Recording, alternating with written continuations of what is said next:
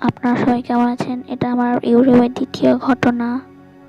বেশি কথা না বলে আমরা আমার ঘটনায় চলে যাব। উনি প্রথমে আসসালামু আলাইকুম রান ভাই বলেছেন। ওয়ালাইকুম আসসালাম ভাই।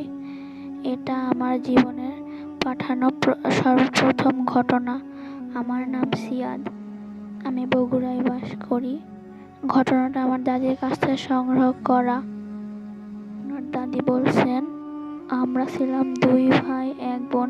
আমি হলাম ডাক্তার, আমার 2 ভাই এখন ছোট। হাসপাতালে কাচের হয় দরজা, তখন সেই রুমে ভেতরে একটা চেয়ারে কেউ একজন বসেছিল। তখন ভিতরে গিয়ে দেখি, কিন্তু কেউ রুমে ছিল না। আমি আশেপাশে দেখি, কিন্তু সেখানে কেউ ছিল না। তখন আমি ভাবি কে যে হতে পারে। তখন যে ওই রুমে অপারেশন করেছে ব্যক্তি মারা যায়। একদিন একজন স্টাফ সেই রুমে গিয়েছিল আর আসেনি, কিন্তু আমি যখন নিজে গিয়ে দেখি তখন সেখানে সেই স্টাফের মৃতদেহ পড়ে আছে। তারপর আমি সবাইকে ডাকি। একজন বলে যে সিসিটিভি ক্যামেরা দেখা হোক। সিসিটিভি ক্যামেরার রুমে সবাই গেল। তখন দেখা গেল যে সেই স্টাফ গিয়ে একটি কেচি হাতে নিল ও তার গলায় চালিয়ে দিল। এসব দেখার পর আমরা একজন হুজুরকে ডাকি।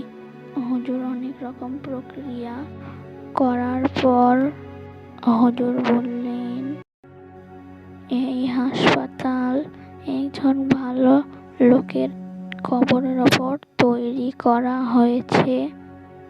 সেখানে 17টি জিন কবর জিয়ারত করতে আসে। তখন আমরা হুজুরকে বললাম যে এখন কি করা দরকার। হুজুরকে বলল যে এখন কি করা দরকার। হুজুর বললেন আসরের নামাজের পর আমার 3 জন ছাত্রকে নিয়ে আসব। হুজুর আর তার পর আমাদের ওখানকার একজনের মানুষের উপর জিন হাজির করেন। তখন হুজুর জিনের সঙ্গে কথা বলেন। এরপর জিন আমাদের বলেন, এখন আর কিছু করা যাবে না, হাসপাতালটি ভাঙতে হবে ও কবরটি ঠিক করে দিতে হবে, না হলে জিনগুলো এরকম করবে। তারপর হাসপাতালটি ভাঙা হয় ও কবর ঠিক করে দেওয়া হয়। এরপর আর কিছু হয়নি বলে আমার দাদি ঘটনাটি শেষ করেছেন। আমার দাদি এখন আর বেঁচে নেই। সবাই ওনার জন্য দোয়া করবেন। ইন্না লিল্লাহি ওয়া ইন্না ইলাইহি রাজিউন।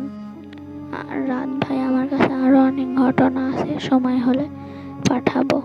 আসসালামু আলাইকুম রাত ভাই বলে উনি ওনার ঘটনাটা শেষ করেছেন। আপনারা যারা আমাদের ঘটনা পাঠাতে চান, আমাদের জিমেইল অ্যাড্রেস bhutfm4time@gmail.com।